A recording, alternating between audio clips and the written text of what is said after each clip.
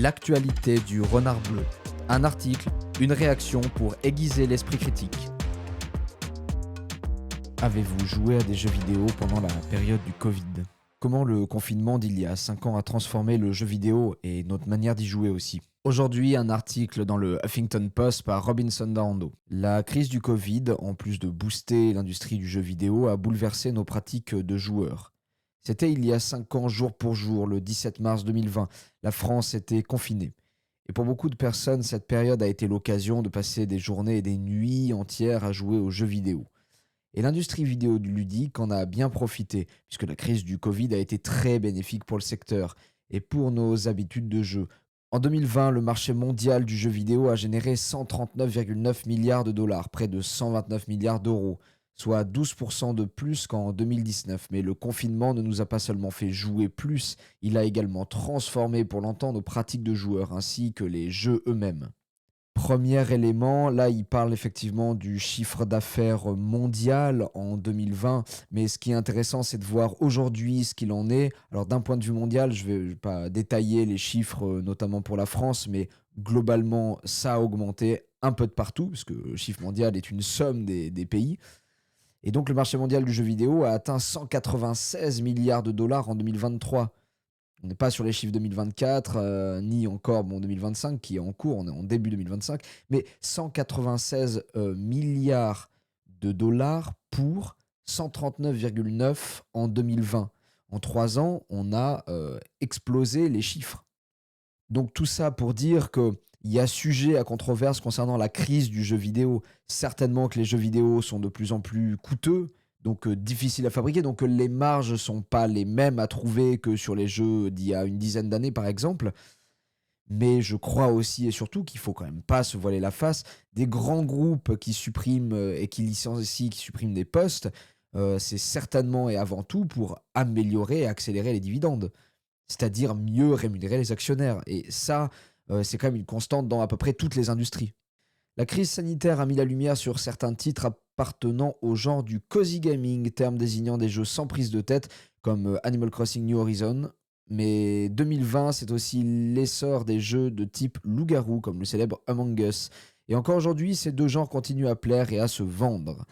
La pandémie a aussi fait évoluer notre manière d'exister dans les espaces vidéoludiques, puisque la Covid a permis l'essor des concerts virtuels, comme celui de Travis Scott sur Fortnite, le 23 avril 2020.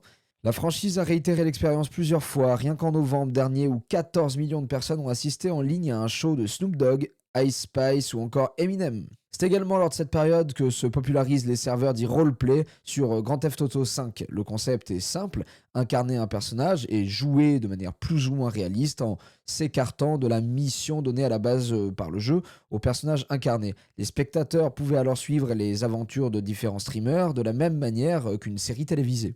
D'ailleurs, grâce au confinement, on ne fait plus que jouer aux jeux vidéo, on les regarde de plus en plus. C'est en 2020 que la plateforme de streaming Twitch a connu un véritable boom. De nombreux streamers ont émergé et avec eux de plus en plus de viewers.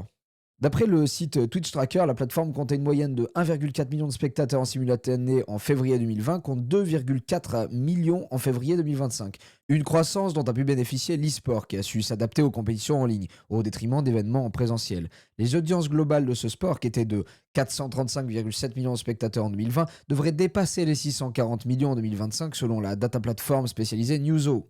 Évidemment, le jeu vidéo n'a pas attendu le Covid pour devenir mainstream, mais grâce au confinement, il a su s'imposer encore plus comme un mastodonte de l'industrie culturelle et a brouillé les frontières avec les autres médias. Si bien qu'entre regarder le Téléthon et le The Event, il n'y a maintenant plus de grosses différences. Bon, alors moi je crois que la Covid a effectivement accéléré un peu les choses, mais de toute manière, ça va un petit peu dans le sens de l'histoire, c'est-à-dire que la télé ne convient plus à une certaine génération, à une frange de la population, et il y a des envies de s'émanciper des médias classiques et du conservatisme de ces médias. Donc oui, on va vers de nouveaux modes de diffusion, d'ailleurs qui sont extrêmement libérales, parce qu'en réalité, tout le monde et presque n'importe qui peut prendre la parole sur tous les sujets voilà, qu'il a envie d'aborder.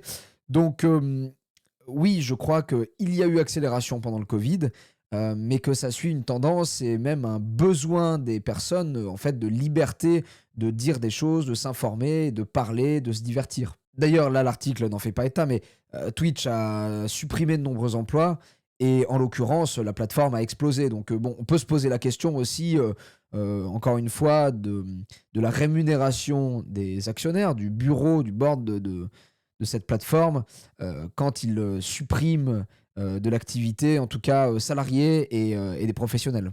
Oui, il y a une crise dans le jeu vidéo, mais je crois que certainement il va y avoir un jeu de cartes rebattu et que on voit apparaître des éditeurs un peu plus progressistes sur la question du financement des jeux et notamment pour les jeux indépendants.